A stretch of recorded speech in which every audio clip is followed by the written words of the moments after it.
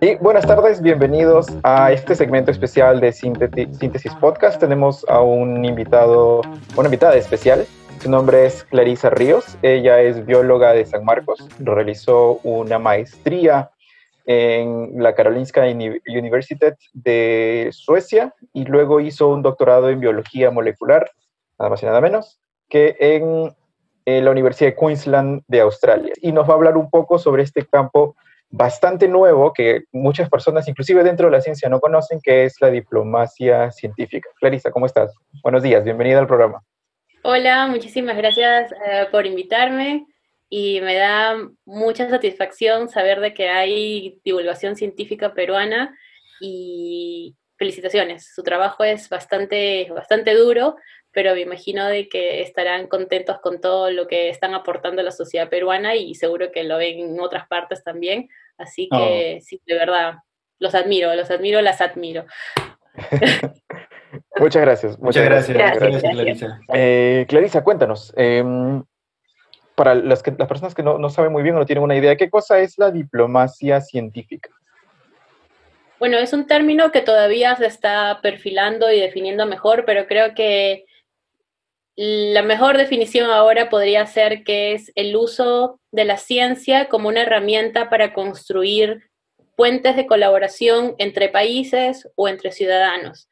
Y hay diferentes categorías que son, por ejemplo, yo escribí un artículo acerca de esto en el blog de Papalec, así que pueden ir a verlo, lo voy a simplemente leer, que es Ciencia en la diplomacia, que significa informar objetivos de política exterior con asesoramiento científico, diplomacia para la ciencia, que es facilitar la cooperación científica internacional, y ciencia para la diplomacia, que es utilizar la cooperación científica para mejorar las relaciones internacionales entre países. En mi caso, yo he hecho un poquito de cada uno, pero mi trabajo ahorita está más relacionado a utilizar la ciencia para dar asesoramiento científico gubernamental. Y esto no solamente es por ejemplo, en qué leyes debemos cambiar o qué políticas públicas debemos cambiar para mejorar la ciencia en el país. No solamente eso, sino mi trabajo está más enfocado en dar asesoramiento científico en temas de riesgo global. Por ejemplo, en mi centro, donde trabajamos en la Universidad de Cambridge, el centro es el Centro para el Estudio de Riesgo Existencial, que significa todos los eventos que pueden llevar al colapso de la humanidad. Por ejemplo, que un asteroide llegue al planeta, o puede ser algo más cercano que podría ser el misuso de las tecnologías emergentes como la inteligencia artificial, o los efectos que se nos vienen con el cambio climático, ¿no? Son o algunos de los temas con los que nosotros estudiamos, y en mi caso yo soy también como que el puente para llevar todo este conocimiento a las esferas que van a tomar decisiones importantes o esferas que facilitan la cooperación internacional, como por ejemplo las Naciones Unidas, la OEA o diferentes instituciones. El desarrollo de las tecnologías nucleares también podría ser, ¿no? Uno de esos riesgos que ustedes tienen que... Definitivamente, las guerras nucleares es parte de uno de estos eventos que también están considerados como que podrían desencadenar un Global Catastrophic Risk, un riesgo de categoría global que tiene repercusiones en la humanidad que va a ser tan fuerte que probablemente no se pueda recuperar. Yo tengo una... todos estos... perdón. Yo tengo una pregunta. Tal vez me estoy adelantando mucho, si no, Víctor, corrígeme. ¿Qué es, o sea, cómo uno se convierte, o sea, cómo uno se dedica a la diplomacia científica, ¿no? ¿Qué es lo que tiene que hacer? ¿Hay una carrera en la universidad que diga diplomacia científica y voy, postulo y ingreso y estudio eso? ¿O cuál es el camino que uno sigue para llegar a dedicarse a la diplomacia científica? Justo la semana pasada hice una presentación de 20 minutos contando la transición mía de como bióloga para llegar a esta posición, pero respondiendo a tu pregunta, creo que a la fecha no hay como un máster específico o un bachiller, ¿no?, específico acerca de esto, pero como que está un pedacito en diferentes lados, ¿no? Puede ser en relaciones internacionales, en gobernanza global, o de repente lo tienes también en los cursos de filosofía, etcétera. Entonces está como que desperdido por todos lados. mi recomendación para todas las personas que están interesadas en este tema son muchas. Hay, por ejemplo, cursos en línea gratuitos del S4D4C, S4D4C, que es un programa financiado por la Comunidad Europea para facilitar que se propague entre la comunidad científica los estudios acerca de la diplomacia científica. Es un curso gratuito que te da un certificado al final, así que recomiendo que lo lleven. La otra cosa es de que sigas, por ejemplo, en redes sociales o que contactes a gente que trabaja en esos lugares. La AAAS, the American Association for the Advancement of Science, en Estados Unidos, trabaja mucho con diplomacia científica. Ellos tienen un journal, tienen una revista que publica artículos en esta área. Por ejemplo, también les recomendaría que sigan al Joint Research Center, que es el centro de la Comunidad Europea que contrata científicos y científicas para que desarrollen evidencia científica que ayude a Bruselas, a donde se toman las decisiones para toda la Comunidad Europea, ¿no? Entonces, hay diferentes lados y por ejemplo, ALMA en México, en la Ciudad de México, ya tiene un programa donde trae a científicos y científicas a que sean parte de diferentes oficinas del gobierno en la Ciudad de México. Entonces, también, ahorita se me ha ido su apellido, pero le puedo escribir después para que lo pongan ahí en el podcast. Y justo hace como una semana y media estamos haciendo la evaluación de un año después qué se logró, ¿no? ¿Qué logró el gobierno? ¿Qué lograron los científicos? ¿Y qué logró la oficina que está facilitando esto? Y volviendo a la pregunta de qué es lo que tienes que hacer, creo de que depende de qué nivel de tu carrera estés. Si estás, digamos que eres un científico en grado de bachiller, ¿no? Creo que podrías pensar si de repente te convendría hacer un máster en relaciones internacionales o algo relacionado más, por ejemplo, a cambio climático. O si has terminado tu máster, de repente podrías considerar también hacer un doctorado en algo que también te llegue como que un poco más cerquita a lo que es entender cómo te tienes que desenvolver en esta esfera, porque hay muchas habilidades que tienes que conocer. Por ejemplo, yo las he aprendido un poco tarde, ya en mis 30 y picos, que son, tienes que tener la mentalidad de una diplomática o de un diplomático. Cada vez que tú, por ejemplo, si yo quiero hablar acerca de cambio climático y la persona no está interesada en cambio climático, entonces, cómo me pongo sus zapatos para ver cuáles son sus intereses? Y de esa manera como que digo, mira, no te interesa el cambio climático, pero si tú no tomas medidas ahora, el sector de la economía o el sector salud se va a ver, ¿no? Dependiendo de qué cosa está interesada la persona. Otra cosa es de que tienes que saber cómo relacionarte con un montón de diferentes profesionales. En un momento de mi vida pensé que estar en un lugar multidisciplinario significa estar con un bioinformático o con una química, pero en realidad aquí tienes que hablar con antropólogos, con sociólogos, con gente que trabaja en machine learning, inteligencia artificial, entonces, y entender que las esferas políticas se manejan de una manera y que a veces la evidencia científica no es suficiente. Es decir, de que la data es importante, la data es gruesa, la data es específica, pero cuando tomas una decisión tienes que tomar en cuenta la economía y las leyes, y entonces tienes que entender cómo los profesionales de ese mundo se manejan y cómo entienden un problema para que como que conjuntamente tomes una solución holística. Bueno, tal vez ya lo has mencionado, pero quería como para terminar de redondear la idea. Entonces, ¿por qué hay tanto impulso para la diplomacia científica? ¿Qué hace que esto sea importante para los países? O para todos, ¿no? Por ejemplo, podemos tomar el ejemplo de lo que está pasando ahora con esta crisis global del COVID-19. La evidencia científica es fundamental. Se necesita saber cuáles son por ejemplo, si es el gobierno, en qué va a invertir el gobierno, en qué tipo de testeo molecular. Debo invertir en inteligencia artificial para tener también un patrón de ver cuáles son los pacientes basados en las fotos de los pulmones, porque todavía no tengo suficientes test moleculares, etcétera. Entonces, por ejemplo, ahora tenemos la decisión de con qué compañía vamos a irnos para adquirir las vacunas. O sea, ¿quién te asesora en esos temas? ¿No? Tiene que ser la ciencia. Y también, por ejemplo, otra cosa que se está impulsando bastante es qué va a pasar en la fase de recuperación post-COVID, ¿no? Y se habla mucho de la economía circular. Y ahí también es clave la evidencia científica, de repente no de biólogos, pero sí de gente que está trabajando en esas áreas relacionadas a economía, relacionadas a sostenibilidad y todos esos temas. Entonces, yo creo que es súper importante de que ahora se esté tomando un poco más atención a la evidencia científica y a la academia para asesorar a los gobiernos a poder tomar mejores decisiones. Claro, pero todo esto que vas explicando encaja un poco más dentro de lo que es policy making, que es toma de decisiones, pero no tanto a nivel de diplomacia como se entiende tradicionalmente. ¿Podrías poner un ejemplo claro Sí. de algún caso? Sí, por ejemplo, para esta específica pregunta me encantaría hablar del trabajo que hace la Global Young Academy, que es, tengo la suerte de ser una de las miembros, y por si acaso todavía se están, ¿cómo se dice? La fecha límite todavía está en pie, creo que es el 15 o 16, por favor postulen. Solamente hay una representante de Perú y está muy mal, tiene que haber más representantes de Latinoamérica.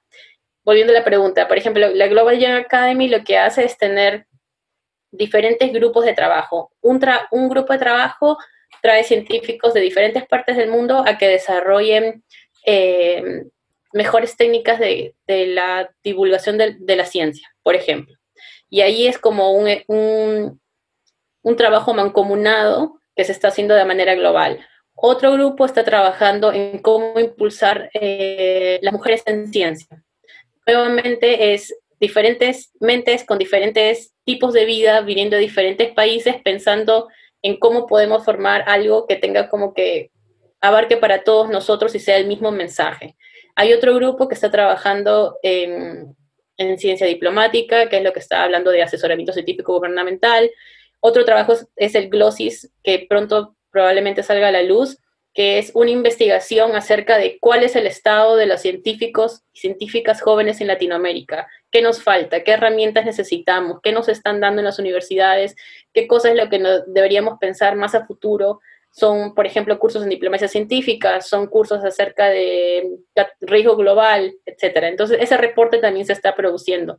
Entonces, esa es otra manera de fomentar la colaboración entre países que normalmente no se hubiera dado si es que no hubiera un lugar, un centro que pone todos estos científicos y científicas juntas para que co-creen diferentes programas, proyectos, iniciativas, etcétera. Clarisa, ahora que mencionas la cooperación entre países, ¿no? Estas estrategias que se deben generar para buscar esas alianzas entre países para el desarrollo de la ciencia y la tecnología y la innovación, me parece que es clave que una de las actividades sea visibilizar la ciencia que realiza el país, ¿no? Que desarrolla un país. Por ejemplo, la ciencia o la investigación científica y la investigación tecnológica que se desarrolla y se lleva a cabo aquí en nuestro país. A tu parecer, y de acuerdo a tu experiencia, ¿cuáles crees tú que serían las mejores formas o las mejores herramientas para visibilizar la investigación científica de un país? Bueno, yo creo de que uno de esos canales es la divulgación científica en español, divulgación científica en lenguas indígenas, y creo que eso es algo que no se ve como una inversión, pero deberían haber instituciones, fundaciones que inviertan con dinero y que puedan darle las herramientas que todos estos profesionales se toman su tiempo de hacer de manera gratuita. Que en realidad si les dieran más apoyo económico, yo creo que tendrían muchísimo más alcance, podrían hacer un poco más de marketing tal vez para desarrollar todas sus ideas, porque converso con mucha gente que tiene muchas ideas, algunos quieren desarrollar cómics para explicar, pero eso también cuesta dinero, cuesta tiempo, y a veces uno dice, o hago el cómic para hacer mi divulgación científica, o tomo este trabajo que me paga, no sé, $100 por hora, ¿no? Entonces, siempre está esa disyuntiva que no debería existir, porque debería ser un trabajo que yo creo debería ser pagado. Otra manera de repente es que como científico y científica te acostumbres a que el difundir tu conocimiento para la sociedad sea algo común en ti, ¿no? Que ya tengas tu lista de periodistas a los que cuando ya estás a punto de publicar algo, les explicas de una manera concisa qué es, para que hagan una nota, para que salgas en una entrevista. Otra cosa también para que tu investigación sea conocida, yo creo que es pensar cuáles son las prioridades locales o nacionales que están ahorita como que en prioridad, ¿no? Por ejemplo, si es fracking, si hay terremotos producidos por fracking, y yo hago una investigación en geología o física o qué sé yo, es como que cómo hago el link, cómo busco a estas personas para decirles, mira, mi investigación puede agregar un poco a este proyecto que ustedes están haciendo, ¿no? Y no tienen que pagar porque ya me lo paga la universidad o me lo paga, no sé, Concitec, etcétera, ¿no? Entonces creo que son esos mecanismos de tratar de acercarse a la sociedad, tratar de acercarse a los hacedores y hacedoras de políticas públicas y también tal vez tratar de acercarse a la industria con todo lo que es transferencia de conocimiento, ¿no? A la industria, si estás trabajando, bueno, en este caso el ejemplo más fácil, ¿no? En una vacuna, saber cómo, ¿no? Interactuar con la industria, saber cómo hacer cooperaciones, y si no lo sabes, la universidad debería tener una oficina que fomente el technology transfer, ¿no? La transferencia tecnológica. ¿Y por qué no la transferencia de políticas públicas? Podría ser que exista una oficina en cada universidad que se encargue de ver, ok, cuál es nuestra investigación, a qué le vamos a echar como que muy fuerte este año, porque vemos de que hay un link entre el gobierno y nuestra universidad y hay que, ¿no? Como que inyectar con conocimiento que se está produciendo y que no se pierda en una revista científica y que de repente nunca sea utilizado y trasladado a acciones que pueden ayudar a nuestro país, a nuestra comunidad, a nuestro distrito, municipio, etcétera. Eso es algo que no se está haciendo actualmente. Me parece que hay una universidad por ahí que tiene una oficina que se encarga de contactarnos con nosotros, los periodistas o los divulgadores, para contarnos qué cosas son las investigaciones que se están realizando. Pero de ahí en general no lo he visto. ¿Qué es lo que falta entonces, no? O sea, ¿qué es lo que se necesita para que se haga? Yo creo que hay mucha gente que estaría muy interesada en hacerlo, pero me imagino yo que es la falta de dinero, la falta de funding, la falta de cooperación y apoyo económico. Porque se puede tener muy buenas ideas que no llegan a ser tan grandiosas como pueden ser por eso, porque te falta un equipo, porque no lo puedes hacer tú sola todo, y porque también puede ser que tú tengas la idea, pero necesitas a la persona encargada de audiovisuales, a la persona encargada de, ustedes saben, ¿no? Hay tantas profesiones que se necesitan para tener un impacto de lo que estamos hablando, ¿no? Como transferencia de políticas públicas, transferencia tecnológica, entonces abogados, abogadas, etcétera, hay muchas cosas relacionadas con leyes, por ejemplo, en transferencia tecnológica. Entonces yo creo que debe ser eso, ¿no? Necesitamos más apoyo económico, ya sea del gobierno o de filántropas o organizaciones internacionales.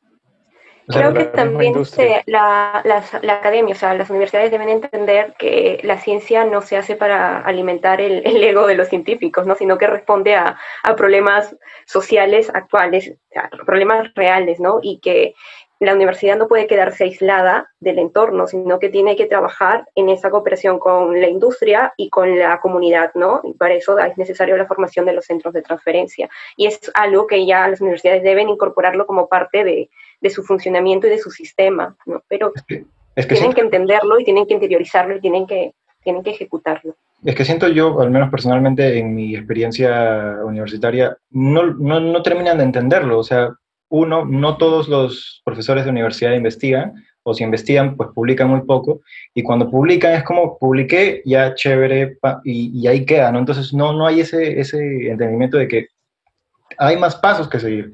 Necesitas mostrar lo que has hecho, pensar en cómo puedes usarlo para esto, para lo otro, ¿no? Parece que todavía no se llega a entender adecuadamente cómo podemos seguir en esto, ¿no? En la ciencia y cómo puede ser importante. Yo creo de que eso también no es un problema que solamente pasa en Perú, es un problema que también, por ejemplo, mis amigos y amigas en Europa me dicen, Clarisa, la universidad me pide que haga presentaciones al público, que hable acerca de mi proyecto, de que haga, mentoree estudiantes, que tenga publicaciones, ¿no? O sea, es como que les piden demasiadas cosas y de repente esas actividades que son contadas para el link con políticas públicas, el link con la sociedad, no se los consideran como un mérito. O sea, cuando hacen evaluaciones de personal, de profesores para, no sé, darles como un incremento de salario, pasar al siguiente nivel, o sea, no se considera ese tipo de actividades como algo que te da como que puntos extra. Entonces, eso también puede ser parte del problema, ¿no? Tenemos que hacer una reforma de cómo se hace la evaluación de científicos y científicas en el país. De ser así, de repente podríamos incluir ese tipo de iniciativas, ¿no? ¿Cuántas veces hiciste una presentación pública? ¿Cuántas veces saliste en, no sé, en la radio para explicar algún hecho, etcétera, etcétera, ¿no? Me parece que Colombia tiene un programa así que le llaman apropiación de la ciencia. O sea, que la sociedad se apropie de la investigación que se realizó, ¿no? Que nosotros acá le llamamos popularización. Pero sí, tienes razón con respecto a eso. Regresando un poco al tema de los riesgos para la humanidad, ¿cuál crees tú, en tu experiencia, de lo que vienes trabajando, es el mayor riesgo en el mediano plazo? Es difícil decir, y incluso hay como modelos matemáticos y muchos estudios de foresight, que es una herramienta para pensar acerca de futuros escenarios. Y bueno, personalmente creo yo que los efectos del cambio climático se nos vienen encima, especialmente a los países como de las islas del Pacífico, ¿no? Todas estas pequeñas islas que están rodeadas de agua. Y ya vemos los cambios en el clima, y que hace mucho calor, y que hace mucho frío, y que llueve, inundaciones, etc. Y lo siguiente creo que para mí sería el misuso de la inteligencia artificial, casi a la par con edición génica de embriones. Entonces eso creo yo que podría ser como que algo de lo que deberíamos tenernos en el radar, y que la sociedad debería tener un poco más de conocimiento acerca de eso, porque van a tener que elegir candidatas en el futuro que sepan o tengan alguna noción o posición ya acerca de estos temas, porque ya los tenemos ya en la puerta. En ese sentido, ¿cuál es tu opinión con respecto al movimiento transhumanista?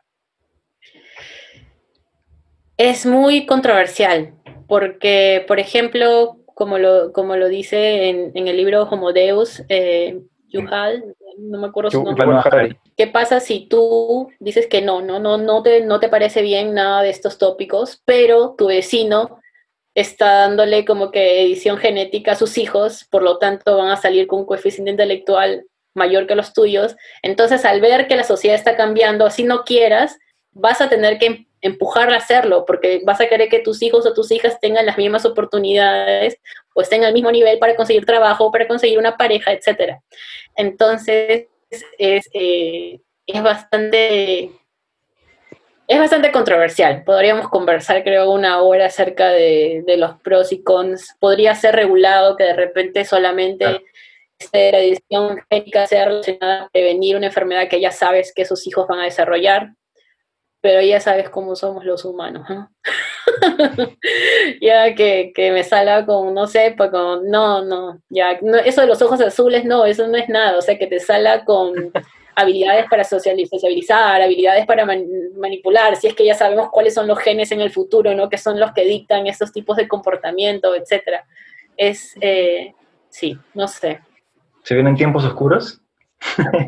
Depende de lo que hagamos ahora, ¿no? Es importante. Por ejemplo, ahora hicimos una publicación en los 20 tópicos en bioingeniería que van a ser más importantes en 5, 10 y 15 años, y ahí se habla mucho, por ejemplo, han visto a Elon Musk, ¿no? Se habla acerca de cómo la fusión de computadora y ser humano, etcétera.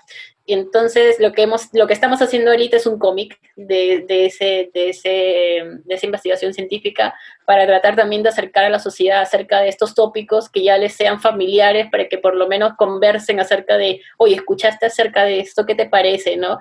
¿Qué es transhumanismo? ¿Qué significa para mí, mis futuros nietos, hijos, etcétera? Entonces, vamos a ver cómo nos va con el cómic, ya les contaré. Yo igual pienso, como para dar una opinión, que muchas personas todavía sienten que estas tecnologías, que ya las tenemos, si no entre nosotros o a puerta de tenerlas, mucha gente todavía las siente muy lejanas, ¿no? Como todavía siguen creyendo que es parte del futuro, que en el futuro vendrán, pero ya estamos viviendo entre ellas, ¿no? O sea, así, la semana pasada Elon Musk presentó los avances de Neuralink.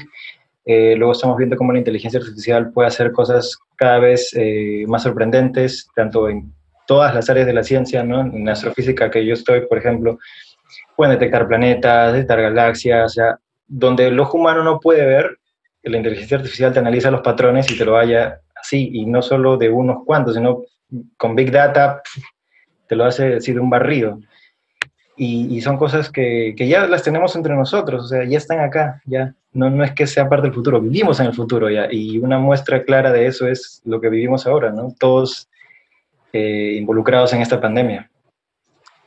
Con respecto a los riesgos, quería hacerte dos preguntas, saber tu opinión en dos temas, y luego ya te doy el pase a ti, Aisa, perdóname, ya estabas por hablar. Era ¿cómo ves tú o cómo ven en este caso tus colegas, primero el crecimiento de China y el potencial choque el choque geopolítico que va a tener con Estados Unidos y probablemente con Rusia, y las redes sociales y la información falsa, los fake news? Bueno, ninguno de estos es como considerado uno de estos eventos que pueden llevar al colapso de la humanidad. Sin embargo, la desestabilización de la sociedad sí es considerada como algo que puede llevar a las guerras nucleares, por ejemplo, ¿no? Es como un desencadenante de este tipo de eventos. En relación a China, en realidad lo único que yo escucho en mi centro son los modelos matemáticos de mi compañero que hace acerca de civilizaciones chinas pasadas y por qué llevó al desenlace trágico que tuvieron. No hablamos mucho acerca de las relaciones de Estados Unidos con China, más que fuera de nuestras conversaciones normales, pero sí sé que para los que trabajan en cambio climático es súper importante, porque está relacionado con geopolítica y gobernanza global, que son los que toman las decisiones acerca de los acuerdos, ¿no? Específicamente de cambio climático. Entonces, en esa área específica de cambio climático sí escucho mucho acerca de estas turbulencias y relaciones entre estos dos países. Sí. Y la otra pregunta era acerca de... la desinformación a través de las redes sociales. Las redes sociales, sus algoritmos y su Big Data está amplificando los aspectos negativos de la desinformación y de la falta de conocimiento por parte de la gente, y más aún, creo yo, no sé cómo explicarlo, este wiring que tenemos los humanos de querer negar la realidad, esta tendencia que tenemos los seres humanos a querer negar la realidad, como que afinar aquello que nos parece a nosotros, ¿no? Como lo de los movimientos antivacunas, lo del dióxido de cloro, los antenas 5G. Bueno, en ese caso lo que nosotros estamos conversando internamente específicamente es acerca del codiseño de investigación, el codiseño de realizar la investigación y el co-delivery, o sea, dar el conocimiento fuera. Y en ese caso lo que nosotros estamos tratando de hacer es incluir ciudadanos y ciudadanas como parte esencial del diseño de una investigación o el explicar esta investigación. Y me refiero de que esa es nuestra manera de cómo queremos combatir con las fake news que tú hablas, ¿no? Es el problema que nosotros, bueno, no quiero hablar por todo el centro, pero el problema que yo he conversado con algunos compañeros y compañeras es de que los científicos y científicas a veces creen de que porque te presentan con la data, tú tienes que aceptarla. Porque, o sea, no hay punto de quiebre, o sea, la data es la data, ¿no? O sea, sabemos de que puede ser que no sea la total realidad, pero es la realidad ahora, con los equipos que tenemos, con las investigaciones que hemos hecho. Pero nos olvidamos acerca de lo importante que son las emociones en la ciudadanía. ¿Cómo nosotros tenemos que dar un mensaje para que la persona te escuche? O sea, ¿de qué vale de que tú te hayas trabajado 3 años en esta data si esa sociedad no te va a escuchar y le importa un pepino tu data? Entonces, una manera es divulgación científica, otra manera es incluyéndolos, hacer parte de la investigación. Claro que no puedes hacerlo con todo, pero por lo menos puedes tener una muestra para saber, por ejemplo, si estamos hablando de cambio climático, ¿por qué no incluir a las comunidades indígenas o las comunidades que están ahí sufriendo el cambio climático en la parte norte de Finlandia, en la parte de Canadá, los inuits, que son los que primero ven los efectos del cambio climático, ¿no? Y eso, por ejemplo, está haciendo la Unión Europea. Les hacen entrevistas, les cuentan cuáles son las políticas que ellos quieren más o menos implementar, qué les parecen. Entonces eso es parte del codiseño, eso es parte de incluir a la ciudadanía como parte esencial del ciclo de políticas públicas, ¿no? Y eso es algo que también nosotros en el centro también tenemos como que está muy presente, ¿no? ¿Cómo podemos hacer para incluir más ciudadanía, para no solo tener mejor investigación, pero crear confianza, porque cuando lleguen momentos como importantes como estos, sean nuestros aliados, entiendan de lo que estamos hablando y nos ayuden a empujar la agenda a los hacedores y hacedoras de políticas públicas. Sí, porque, bueno, como Carl Sagan alguna vez dijo, ¿no? Vivimos en un mundo tan inmerso en la ciencia y la tecnología, pero muy pocas personas entienden la ciencia y la tecnología, y esa es como la receta para el desastre, ¿no? Tenemos que seguir aprendiendo, o sea, tenemos que involucrar a todos, ¿no? Porque si no, pues vemos lo que está sucediendo ahora, ¿no? Teorías de conspiración, vacunas con chips, antenas 5G que te dan COVID y muchas cosas más.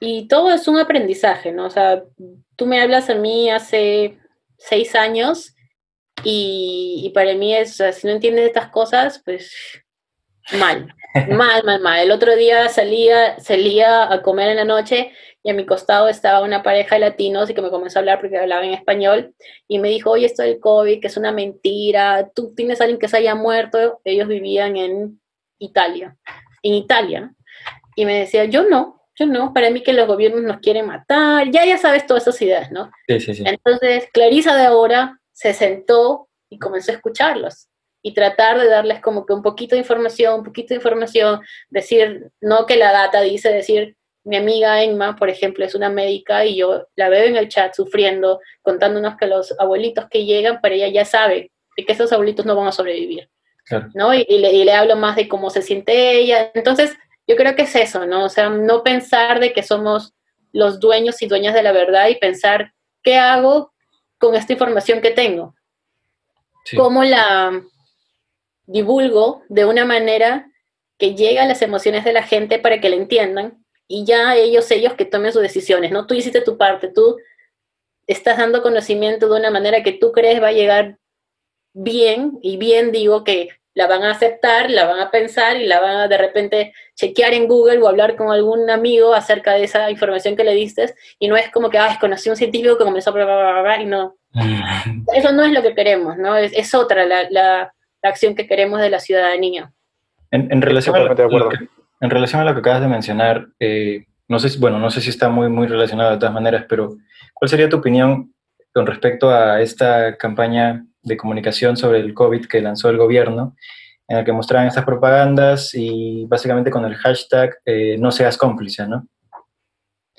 Bueno, a mí me pareció que era interesante, que es una manera de darle la responsabilidad a la ciudadanía, que también es parte tan esencial de que las políticas públicas funcionen o no funcionen. Entonces, a mí sí me gustó la campaña, sí he visto de que hay bastante gente que le parece que no, porque piensan de que es una manera de gastar dinero, pero yo creo de que es importante una comunicación entre el gobierno y la ciudadanía. Y si esa comunicación no se da porque a la gente le da flojera ver los discursos de Vizcarra de 1 hora, de repente pueden tomar más conciencia viendo un comercial de 30 segundos. Entonces yo creo de que como gobernante yo sí buscaría diferentes métodos de cómo llegar a la población. Si mi discurso no funciona, pues hago el comercial. Si el comercial no funciona, contrato a divulgadores científicos a que conversen con los, no sé, con los congresistas y entre los dos diseñen una manera de cómo crear un mensaje que sí llegue y que sí funcione, ¿no? Yo no sé cómo hicieron esta campaña, no sé si incluyeron científicos, no sé si incluyeron ciudadanía, solamente fue hecho por gente de marketing, no lo sé, pero sí sería bonito si hay como una conversación y hay como un delivery que es un poco mejor, ¿no? Claro, porque termina siendo un trabajo mejor elaborado, ¿no? Sí. Ibas a preguntar a Isa, perdón. Ahí vas, hace un ratito. realidad no era una pregunta, sino era para resaltar algo de lo que hablamos hace un momento, pero me doy cuenta de que sea de lo que sea de que estemos hablando, llegamos a eso, ¿no? De la importancia de comunicar y de acercar la ciencia a toda la población. Tenemos que sacarnos ya de la idea, tenemos que sacar la idea de la cabeza de la gente de que los científicos o la ciencia están en un peldaño más arriba y que son inalcanzables. O sea, no es eso, Así. ¿no? Y esa es la forma en la que nosotros podemos asegurar la participación de la ciudadanía, ¿no? O sea, no podemos ser solo espectadores de los cambios que se están dando en la actualidad, ¿no? O sea, tenemos ahora, que Larisa lo ha comentado, ¿no? La ingeniería genética, el machine learning, la ingeniería, la inteligencia artificial, ahora Elon Musk con su empresa, Neuralink y todo eso, ¿no? Entonces, no podemos taparnos los ojos y decir, no, yo no quiero eso, no, sino que probablemente eso ocurra, nos guste o no, y la mejor forma de manejar eso es estar atentos, es cuestionar, es participar y es regular y fiscalizar todos estos procesos, ¿no? O sea, y la única forma de conseguir eso es dándole a la ciudadanía el conocimiento, los alcances, o sea, que entiendan cómo funciona esto, ¿no? Porque no es nada del otro mundo. O sea, la ciencia es una actividad humana y creo que todos tenemos las habilidades y la capacidad para entenderla e involucrarnos, ¿no? Pero también está el otro lado, que es como que tenemos pues esta población tan diversa, ¿no? Mientras que algunos, como nosotros, tenemos acceso a libros, a internet, a informarnos, a educarnos, a crecer, está el otro lado de la población, ¿no? Que no tienen ni siquiera los servicios básicos, menos un acceso a educación adecuada, ¿no? O a internet, o qué sé yo, ¿no? Entonces, ahí es cuando tú te das cuenta de que la ciencia no es solo para generar tecnología y para avanzar, sino que también es para generar pues una seguridad en la población, en toda la población, ¿no? Buscar la equidad, buscar la justicia, la seguridad alimentaria, etcétera, etcétera, ¿no? Era llegar a eso, ¿no? Y cada vez que hablamos decimos la comunicación, la importancia de la comunicación. Sí. De hecho, hace 5 años me tocó entrevistar a un científico, era un emprendedor más que un científico, era un ingeniero, que hablaba sobre los crecimientos exponenciales. Y le hice esta pregunta, que es algo que me viene dando vueltas en la cabeza. Ya tengo 5 años con esa idea y la verdad es que no sé cómo solucionarlo. Es de que si uno hace un cuadro con respecto al crecimiento tecnológico, al conocimiento, a la ciencia, en muchos campos el crecimiento es exponencial, pero la sociedad no crece de la misma forma. Entonces la sociedad, en vez de crecer así, está creciendo así. Y mi idea era en ese momento, y sigue siendo, o la tecnología agarra a la sociedad a la fuerza y la sube, o la sociedad agarra la tecnología hacia abajo y la jala. De hecho, a raíz de eso fue que me obsesioné con el colapso de la civilización de bronce, porque hay esta idea que el progreso es continuo, de que todo el tiempo vamos a crecer y en realidad no es así. ¿Tú qué opinas de esto? Del colapso de la humanidad y que la sociedad... No... Bueno, que la tecnología va más rápido que las políticas públicas, que es lo que trabajo, o sea, por eso tengo chamba, por eso tengo trabajo. Entonces, es un problema porque no hay manera de hacer regulaciones cuando se tengan que dar, ¿no? Por ejemplo, cuando se hizo la edición genética de las gemelas en China, ¿dónde estaba el gobierno, no? ¿Dónde no sabía o sí sabía y no lo reguló? Y la comunidad científica fue la que tuvo que hacer una laraca, digamos así, ¿no? Un llamado global a que se imponga una moratoria a nivel global. Y se llegó a hacer eso. Hasta ahora o a la fecha no se sabe de que oficialmente hay un grupo de laboratorio que esté haciendo edición génica en embriones. De repente hay, pero oficialmente no lo sabemos, ¿no? Entonces, esa moratoria fue importante, ¿no? Porque no se sabe, por ejemplo, qué va a pasar. Mira, solamente con las gemelas. ¿Quién tiene acceso a su data genética? El investigador, la gemela, sus papás, el gobierno. ¿hasta cuándo van a ser van a usar sus células o su ADN para investigar cuál es la progresión o cuáles son los efectos secundarios de haber hecho la edición genética en las gemelas, ¿no? Y prevenir de que nunca tengan el virus del SIDA. Entonces, ahí, por ejemplo, hay un hueco en las políticas públicas porque no ha sucedido y porque en teoría no ha sucedido, pero ya sucedió, pero no se sabe, o sea, ¿qué es lo que va a pasar ahí? Yo no sé si China ya actualizó su regulación para saber cuál va a ser el destino de la data genética de estas gemelas, ¿no? Y eso es solamente un ejemplo. El otro ejemplo que podríamos hablar es cuándo la inteligencia artificial va a llegar a tener superinteligencia, ¿no? Queremos que llegue a ese nivel de superinteligencia donde ya ha sobrepasado al ser humano en absolutamente todas las habilidades y las cosas que los seres humanos pueden hacer. Deberíamos tener una moratoria también. Por ejemplo, diferentes organizaciones que están tratando de averiguar cuál sería el framework, cuál sería el acuerdo internacional que los países deberían firmar acerca de inteligencia artificial, pero recién se está haciendo. Y hasta que suceda, no sabemos cuántos, es lo mismo que con las gemelas, cuántos laboratorios están haciendo, quiénes lo monitorean, hay un threshold, hay un límite, ¿no? Como un cielo que ya no puedes llegar o no. Entonces eso podría ser otro ejemplo acerca de cómo podemos hacer las regulaciones si es que no podemos monitorear los avances científicos. Y eso solamente hablando de la academia. Ahora hablando de las compañías privadas, que son en realidad las que están liderando en todo lo que es avance tecnológico, yo también me pregunto si hay un monitoreo.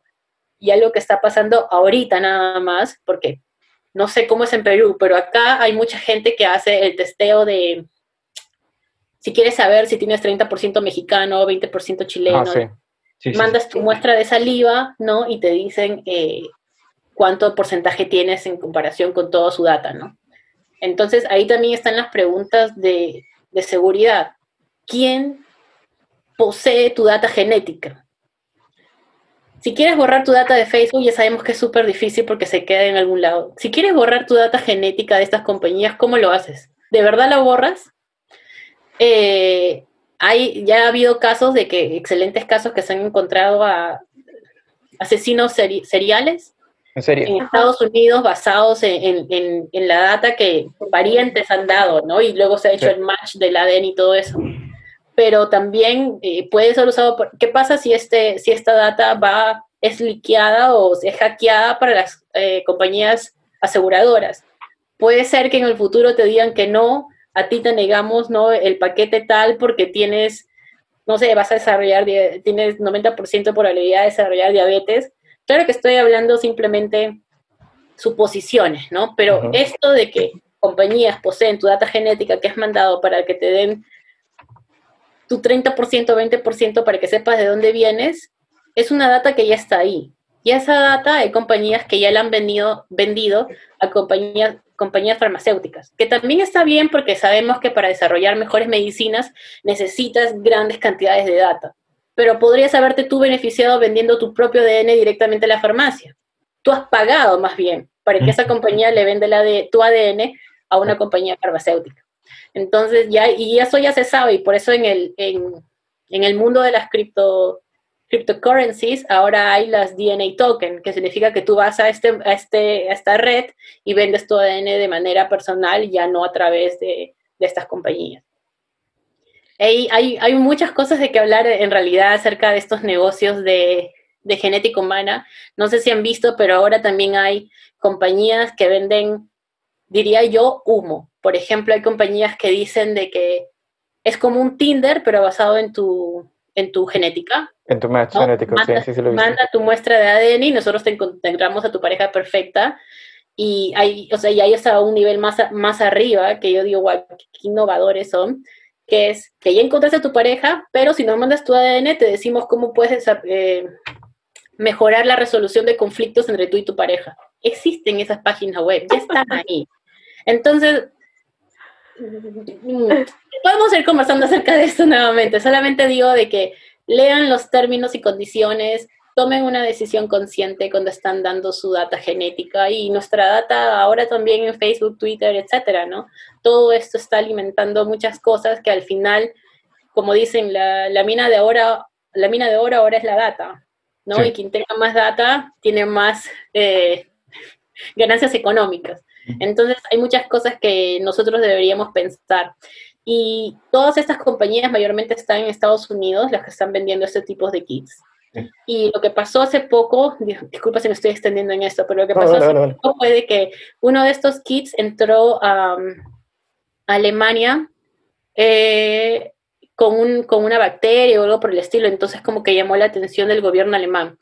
Y este kit en realidad era para gente que quiere hacer edición génica en sus casas. No sé si han escuchado acerca del Do It Yourself Biology. Sí, DIY. Sí, la biología de hazlo tú mismo.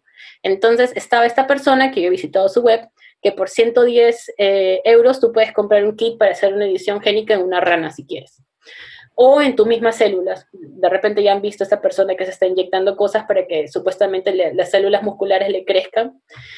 Y este kit llegó a Alemania y Alemania se como que alertó y mandó un anuncio a toda la ciudadanía diciendo, les recordamos a toda la ciudadanía que la penalidad por hacer ingeniería genética fuera de un laboratorio que haya sido certificado es tanta. ¿Tenemos eso en Perú? No lo sé. No creo. No. No lo sé. No creo que yo sepa. Están prohibidos los preguntando todavía transgénicos. qué es ingeniería genética. Pero la investigación con animales transgénicos no está permitida, ¿verdad? Eso sí, se puede hacer. Y la investigación, sí. Ya. Dentro de un laboratorio, sí, pero comercialización y el resto no. De hecho, probablemente va a venir una moratoria de 15 años. Ojalá que no. Pero en el caso de que tú compres un kit de Estados Unidos que te llegue por el post, ¿quién monitorea eso, no? Y esa es otra conversación ética también acerca de por qué gente que no tiene estudios en ciencia o que han seguido cursos acerca de ética con animales pueden hacer este tipo de experimentos en su casa. Uh-huh. Es más, cuando yo estuve en Estados Unidos y hay gente que no me cree, pero es verdad, cuando estaba en Estados Unidos me tomé un taxi y esa persona me preguntó qué carrera tenía y cuando dije biología me comenzó a contar cómo le estaba inyectando el gen para hacer florecer las células en su perro. Y nuevamente comencé a tratar de explicarle y comencé a hablarle de la ética y de los científicos que tenemos estos cursos de reducción, cuáles son las tres R's, ¿no? Reducción, recycle y reuse. Y al final me dijo, no le cambié la mente. Claro. Me dijo, por favor no me des bad rating en Uber.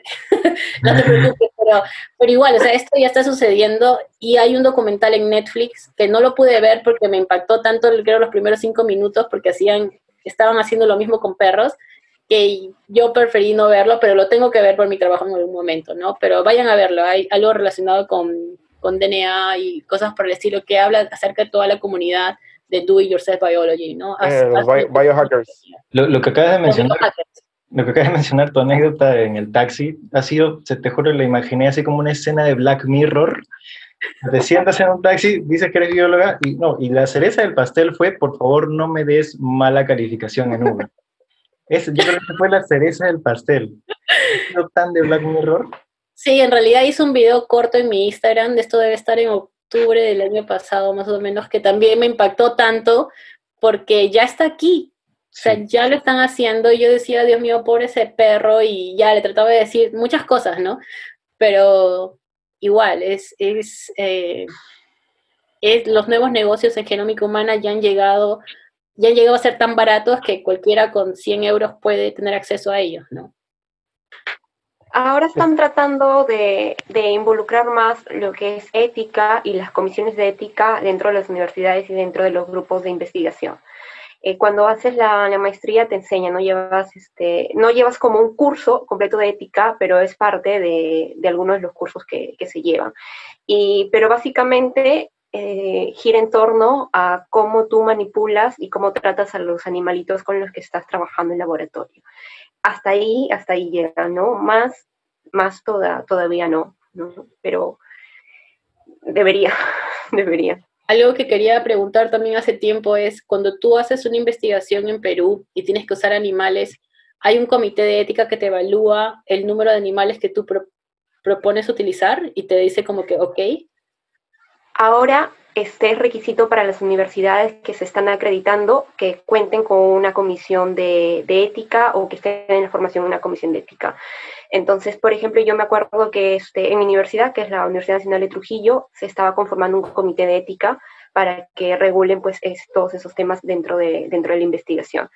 Como cuántos animales vas a usar, qué animales vas a usar, de dónde los adquiriste, qué vas a hacer con los animales luego de que tú hagas tu experimento, ¿no? ¿Qué trato les estás dando, dónde los estás cuidando, dónde se están quedando, etcétera, etcétera, etcétera, ¿no? Ay, me parece Porque, sí. Sí, la verdad eso me parece súper importante, ¿no? Yo al menos, yo no he llevado un curso de ética, perdón, porque, bueno, yo no trabajo con animales y yo no trabajo con nada de lo que esté en el planeta Tierra, ¿no? O sea, yo es más... Yo no trabajo con nada.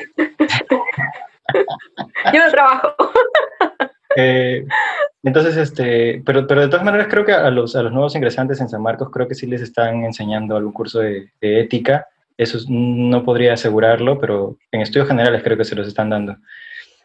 De todas maneras, pues creo que una cosa que ha quedado muy clara acá es, uno, la importancia de la comunicación de la ciencia de la población, y otra que justo mencionabas cuando hablabas de poder tomar decisiones a nivel global y en el que todos los países participen. Siento que da el mensaje de que si un gobierno no tiene en cuenta a la ciencia, entonces básicamente ese gobierno está destinado a quedarse muy atrás, mientras el resto de países se van a disparar hacia el futuro. Nosotros vamos a seguir viviendo pues en el 2010, en el 2000, en los 90. ¿Qué tan cierto puede ser esto o qué opinas al respecto, Clarisa? Bueno, mi sueño es que en la región de Latinoamérica y el Caribe se cree exactamente algo como lo que existe en la Comunidad Europea, que es el Joint Research Center, ¿no? Crear un instituto que en realidad en Europa es un directorate que tiene 5 institutos en 5 países diferentes, ¿no? Puede ser lo mismo en Latinoamérica, y donde todos los gobiernos como que colaboran con dinero para que un solo lugar haga la investigación que va a beneficiar a todos, ¿no? Por ejemplo, puede ser, me imagino yo, ¿no? Que quieren hacer una investigación de lluvia y ríos y la contaminación del río que va a través de diferentes países, ¿no? ¿Por qué pagar 3 veces, 5 veces por los 5 países que pasa si se puede pagar en un solo lugar? Que sea una investigación donde tienes los mismos parámetros, donde tienes continuidad, donde tienes evidencia científica, te hacen reportes donde ya los reportes son concisos para un hacedor o una hacedora de políticas públicas leerlo de una manera rápida y sencilla y tomar decisiones rápidas, que al final es así como funciona el gobierno muchas veces, ¿no? Entonces, ese es mi sueño. Yo espero que en algún momento esto se haga. De repente la organización que está más cerca a lograr este sueño es la IAI, que es el Instituto para las Américas en Cambio Global. Déjame que lo busco para decirte el nombre específicamente. Es el Inter-American Institute for Global Change Research, el Instituto Interamericano para Investigación Global del Cambio. Ellos son más o menos algo así como el Joint Research Center. Ellos asesoran también los gobiernos a todas las Américas y tienen una summit, una reunión anual donde van y explican, y su posición es simplemente de asesorar, ¿no? No pueden tomar decisiones por los gobiernos. Entonces sería tal vez interesante ver lo que hacen, ver su investigación, ver dónde tienen sus doctorados, sus institutos, para ver cómo podemos canalizar, ¿no? Todo lo que queremos hacer tal vez a través de ellos hasta que esta organización se pueda crear, ¿no? Justamente esta semana, pues, o sea, no sé, como pregunta, ¿no? ¿Qué tan difícil te parece a ti que esto sea posible en Latinoamérica, pues teniendo en cuenta que esta semana salió una noticia con Brasil en la que básicamente, ¿qué era lo que mencionaban, Víctor? Bolsonaro, que dijo de que no iba a obligar a nadie a vacunarse.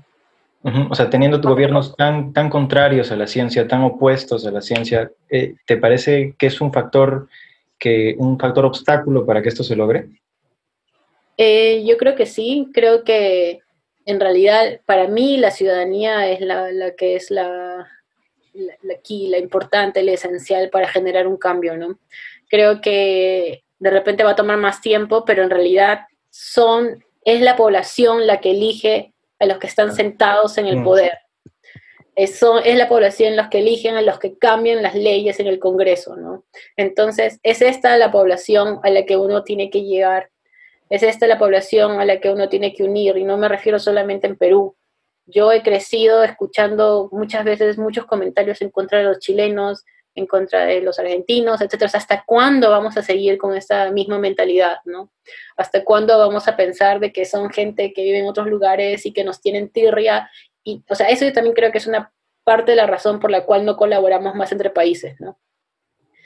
Y eso, y para acercarse más a la ciencia, es conocer más acerca de estos temas científicos, es tener confianza en que la ciencia les está sirviendo para acercarnos un poco más a la realidad, con los instrumentos y con las dificultades que tenemos, pero la ciencia es lo que nos acerca más a la realidad ahorita. Puede ser que eso cambie con mejor tecnología o con mejor estudios, etcétera, pero eso es lo que nosotros tenemos que transmitir, ¿no? O sea, crear esa unión, esa alianza con la ciudadanía, y de repente ellos van a ser los aliados que nos lleven a tener mejores gobiernos, que sean más inclinados a la ciencia, que estén más inclinados a la ciencia, a la diplomacia científica, y de repente tengamos nuestro directorate, o como se llame, ¿no? Que sea interregional, y que eso pueda lograrse.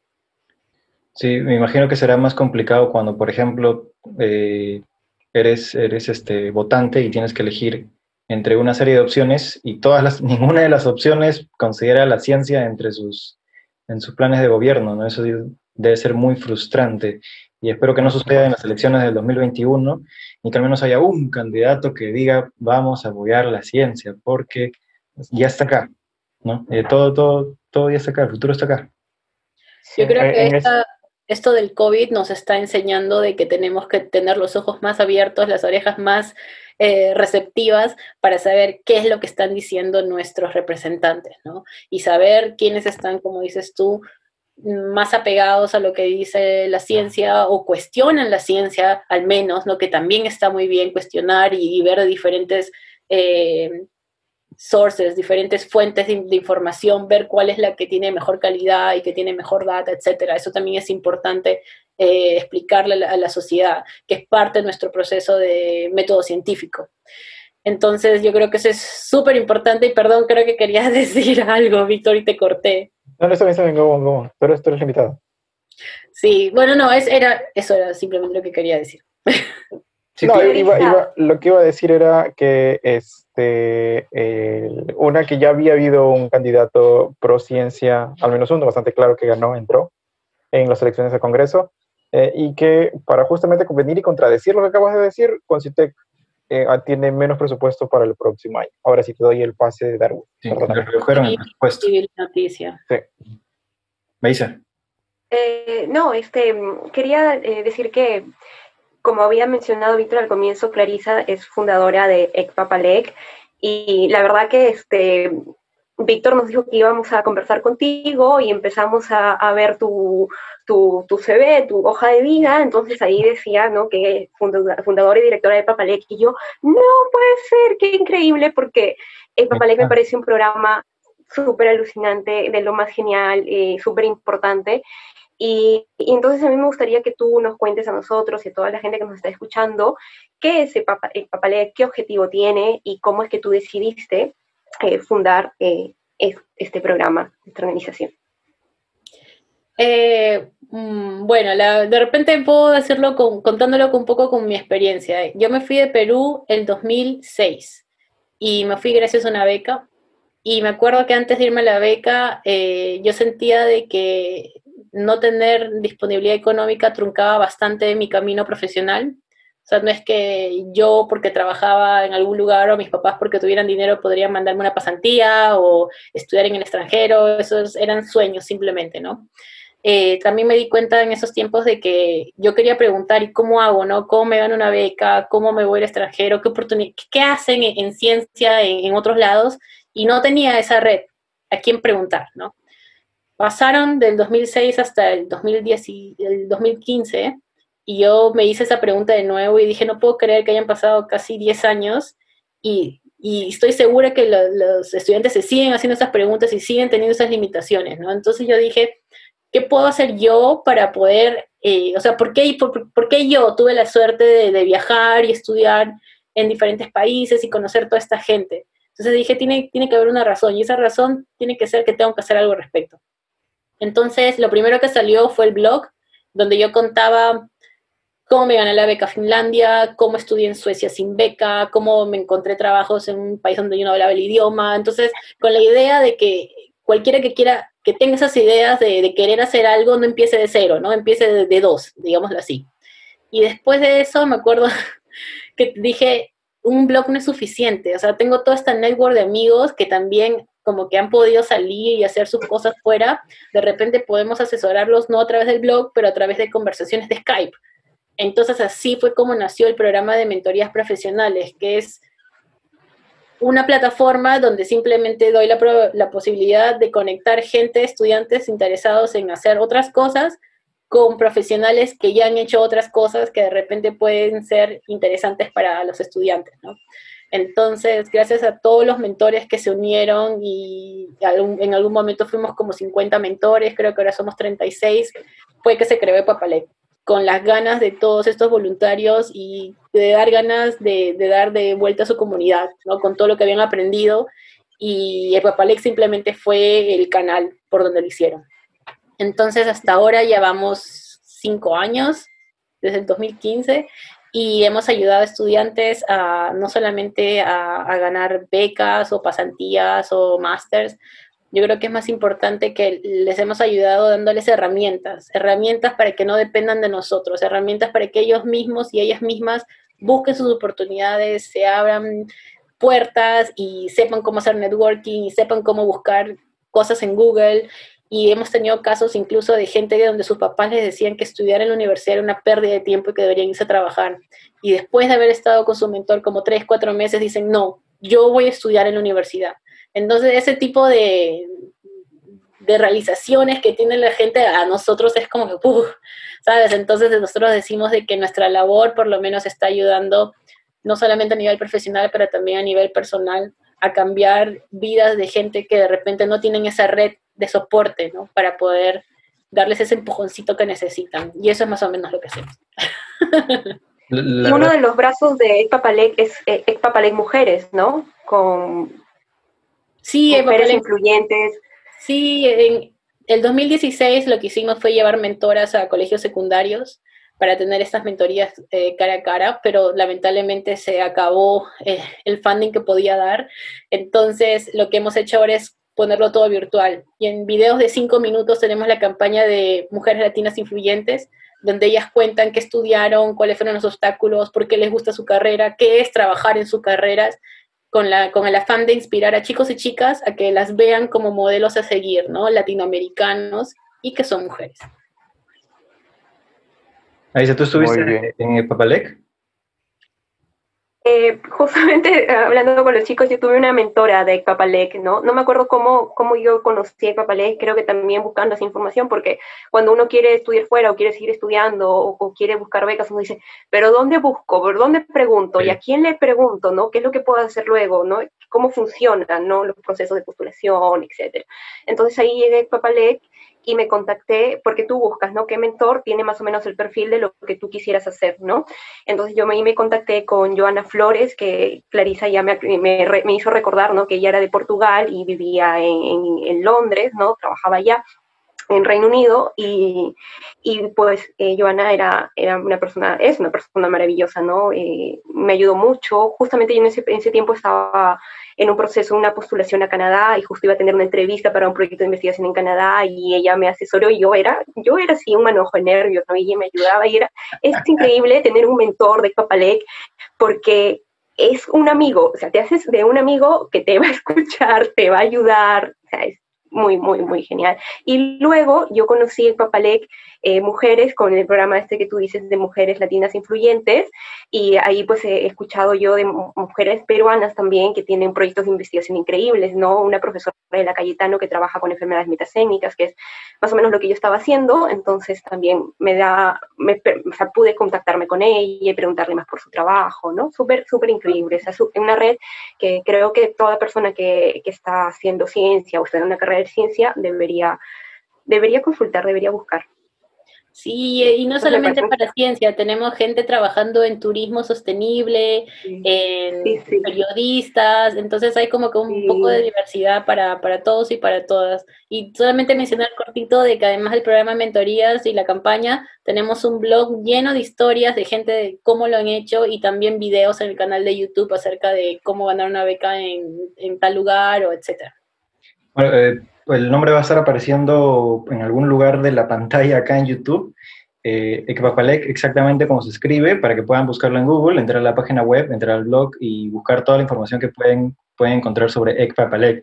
No, y la verdad es que a mí me interesa muchísimo esto, o sea, casual, especialmente me interesa, ¿no? Porque yo ahorita ya estoy justo en ese proceso, ¿no? En el proceso de buscar becas para maestría o becas para doctorados directos, de irme, no sé, o sea, a veces la información está en internet, pero acceder a ellas, tienes que encontrar las palabras clave, buscar becas tal, te la tienes que pasar leyendo portal tras portal para encontrar cuáles becas pues te pueden dar un buen financiamiento, algunas no te la dan entera, te dan 50%, el 25%, en algunos países a veces te piden algunos requisitos que te faltan, entonces me parece súper importante el programa de Papalec y cómo este programa de mentorías puede ayudar a muchos jóvenes que ahorita están estudiando ciencia o que todavía no estudian ciencia, pero quieren estudiar una, ¿no? Y es genial, es genial. Y solamente para volver a tu tópico, te recomendaría que contactes a Ariana Picciali y a Ariadna Blanca Romero, porque ellas una está trabajando en astrofísica y ciencia planetaria y la otra está trabajando en simulaciones atómicas. Entonces yo creo que de repente conversar con ellas puede darte una idea acerca de cuáles son lo ultimito en tu tema, por ejemplo, ¿no? O recomendarte artículos o libros, si es que no es solamente buscar como que maestrías y cosas por el estilo, ¿no? Lo que le digo a los mentores, a los mentís, a los estudiantes, es de que no solamente busquen por similaridad en profesión, pero que busquen también en habilidades que ellos pueden aprender de esos mentores, ¿no?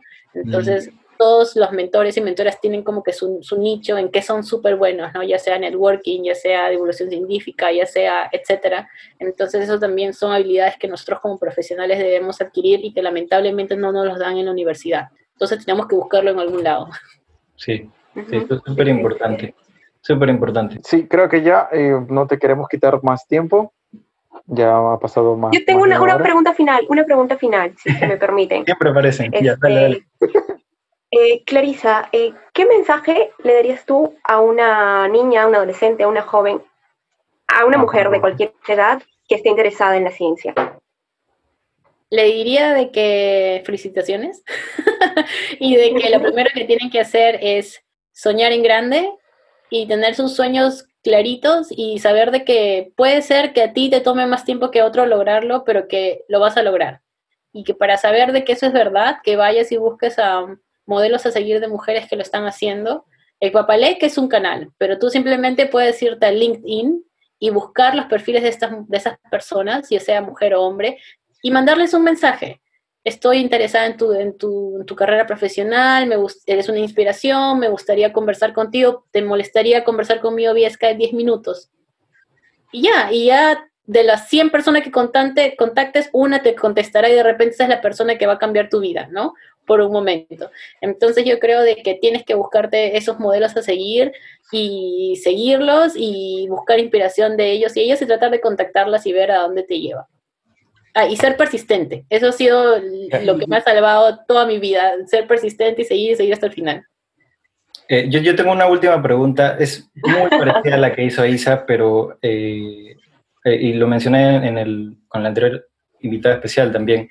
Lo que pasa es que a mí mucho me escriben por TikTok y me dicen que si bien están muy interesados en estudiar una ciencia, ya sea física, química, biología o matemáticas, sus papás le dicen que no estudien una ciencia porque no vale la pena, porque o sea, unos les dicen que no vale la pena, otros le dicen que se van a morir de hambre, otros le dicen no, estudiar eso es muy difícil, para que después lo termines dejando, o sea, no sé, la confianza que los papás tienen en sus hijos.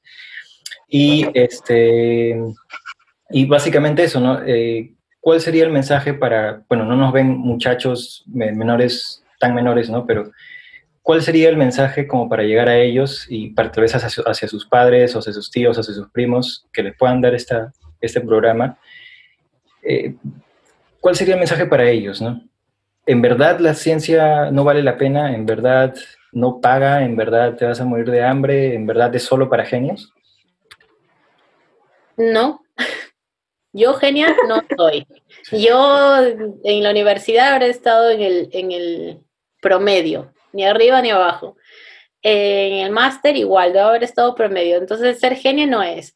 Yo creo de que la clave es tener pasión por lo que haces en cualquier carrera, ya sea ciencia, ya sea cualquier otra, ya sea turismo sostenible, ya sea astrofísica, lo que sea. Si te gusta, todo tu camino va a ser más fácil, porque todas las carreras son difíciles y en todas las carreras el encontrar trabajo es difícil, ¿no? Pero si te gusta, vas a tener que buscar la manera en cómo lograrlo. Y yo creo de que la mejor historia que te puede de repente inspirar para esto es la historia de Rosa Calderón, que escribió un artículo para el blog de Papalec que se llama algo como que la carrera que te vas a morir de hambre o algo así. Y ella estudió farmacia y sus familiares le decían que ella iba a terminar vendiendo paracetamol. Paracetamol, ¿no? En la esquina. En la esquina, ¿no? Y ahora ella está haciendo su doctorado en Francia, es súper aplicada, está haciendo estudio de enfermedades en Leishmania, si no me equivoco. Y si tú lees esa historia, yo creo que es una manera de inspirarte a cualquier carrera de que no es cierto que te vas a morir de hambre, pero yo creo que también debemos ser sinceros y hablar de cosas y ser transparentes. En ciencia, trabajar como investigador en la academia no te paga muy bien. Si te cubren las cosas básicas, te podrás ir de viaje, pero si estás soñando con tener tu casa con jacuzzi, yo creo que vas a tener que llegar de repente a la posición de investigador principal, que tampoco es fácil llegar. Claro. ¿No? Entonces, pero hay varias carreras, hay varios caminos que puedes seguir en ciencia, ¿no? Si no quieres seguir en la academia, de repente te vas a trabajar en la industria y trabajar en una farmacéutica, digamos, si es que estás estudiando biología, química y esos tópicos, ¿no? Puedes empezar a trabajar en asesoramiento científico gubernamental, como trabajo yo. Puedes convertirte en editor de una revista, por ejemplo, Nature o cualquier otra revista por el estilo. Puedes de repente trabajar en desarrollar programas para promover la ciencia en niños y niñas a través de una Academia Nacional de Ciencias. Hay muchos caminos y hay muchas variedades que cuando yo estaba creciendo en ciencia era o academia o industria y no hay nada más, ¿no? Ahora como que ya se han abierto divulgación científica y ya ustedes les contarán si te mueres de hambre o no, entonces ya se los dejo a ustedes. Entonces, yo creo de que yo no me arrepiento de haber estudiado ciencia, incluso cuando quise hacer la transición a trabajar más en políticas públicas, mi hermano en algún momento me dijo, entonces, ¿para qué has estudiado biología? Hubieras estudiado cualquier derecho, economía, qué sé yo, ¿no? Pero al contrario, yo veo que todo mi camino, como pensar en el método científico, cómo te pones hipótesis, cómo evalúas diferentes cosas y estás como que muy apegado a lo que es los números, la estadística, es muy ventajoso para el trabajo que yo hago ahora. Me ayuda a ser más meticulosa, más racional, y ahora que estoy abierta también a aprender de otras carreras, como por ejemplo antropología, sociología, me hace pensar más acerca de las emociones de la gente, que los números y la data no solamente eso, hay historias detrás de la data y esto me lo aprendí de un amigo argentino. Entonces al final tu profesión está dentro de un grupo de gente que está tratando de hacer cosas. Entonces eres un granito de arena y un científico o una científica aporta bastante para cualquier cosa que se necesite para mejorar este mundo. Bueno, y si nadie más tiene algo que decir, quiero agradecer a Clarisa Ríos. Muchísimas gracias por haber aceptado la invitación aquí a Síntesis Podcast. Y hasta aquí llega el programa de hoy. Recuerden que nos pueden escuchar tanto por YouTube como por Spotify y por Apple Podcast. Ahora sí, nos vemos. Hasta el próximo episodio. Chao, chao.